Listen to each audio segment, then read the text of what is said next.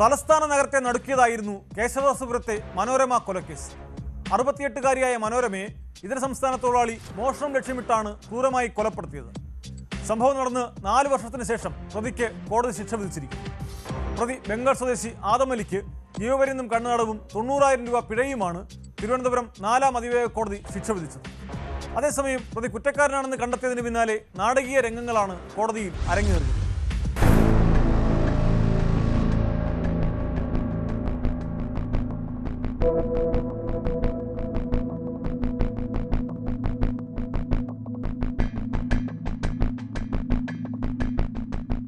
കേശവദാസപുരം മീനംകുന്നിൽ വീട്ടിൽ ദിനരാജിന്റെ ഭാര്യ മനോരമയെ ബംഗാൾ കുച്ച്ബിഹാർ സ്വദേശി ആദമലി കത്തി ഉപയോഗിച്ച് കഴുത്തിൽ കുത്തിയാണ് കൊന്നത്. 2021 കൊലപാതകം.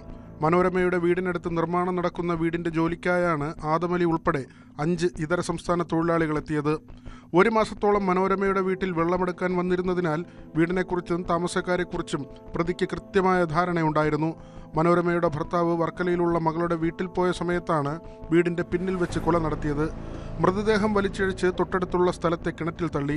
മൃതദേഹം പൊങ്ങി വരാതിരിക്കാൻ കാലിൽ ഇഷ്ടിക കെട്ടുകയും ചെയ്തു. കൂടെ ജോലി ചെയ്തവരെ ചോദ്യം ചെയ്തും CCTV കേന്ദ്രീകരിച്ച് അന്വേഷണം നടത്തിയുമാണ് പ്രതിയെ കണ്ടെത്തിയത്. അന്ന് 21 വയസ്സ് മാത്രമായിരുന്നു പ്രതിക്ക്.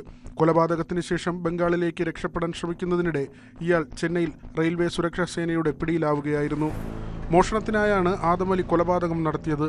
കേസിൽ പ്രതിക്ക് ജീവപര്യന്തം കഠിന തടവും 90,000 രൂപ പിഴയും കോടതി ശിക്ഷ വിധിച്ചു. പിഴത്തുക മനോരമയുടെ ഭർത്താവിന് നൽകണമെന്നാണ് കോടതി വിധി. പ്രതി കുറ്റക്കാരനെന്ന് കണ്ടെത്തിയതിന് പിന്നാലെ ആദമലി കോടതിയിൽ നിന്ന് രക്ഷപ്പെടാൻ ശ്രമിച്ചത് നാടകീയ രംഗങ്ങൾക്ക് വഴിവെച്ചു.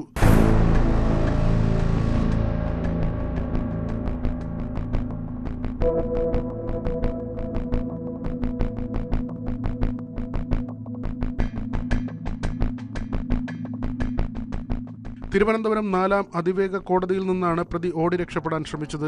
ഇറങ്ങിയോടിയ പ്രതിയെ അഭിഭാഷകരും പോലീസും ഓടിച്ചിട്ട് പിടികൂടുകയായിരുന്നു.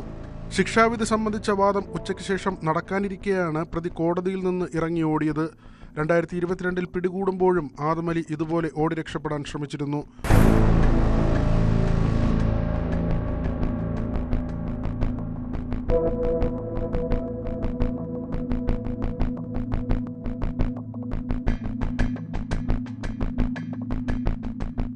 ന്യൂസ് 18 വഞ്ചിയൂർ.